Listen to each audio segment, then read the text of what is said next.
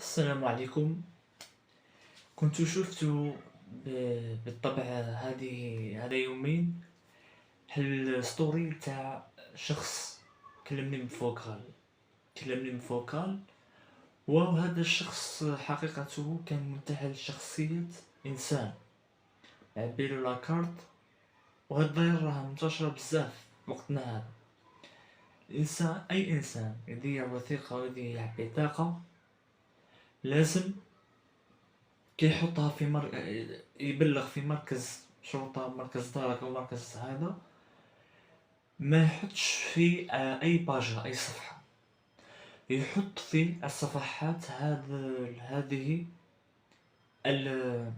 هذا المركز أو هذه المديرية، ويدخل فقط في الصفحات نتاعهم يتصفح ما جديدهم، هل عثروا على الشخص هذا ولا ما عثروش عليه. واي انسان يضيع وثيقه ويضيع هذه بطاقه لازم دائما هكا يدير احتياطاته، لانه لو وضع في اي صفحه وراح سرقها، كابتوراها ولا بارطاجاها، راح كان حتى تبلغ ما يعرفوش شكون اللي سرقها.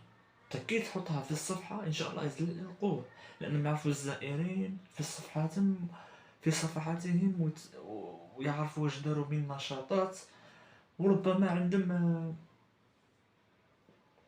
عندهم تقصي لهذه الأحداث.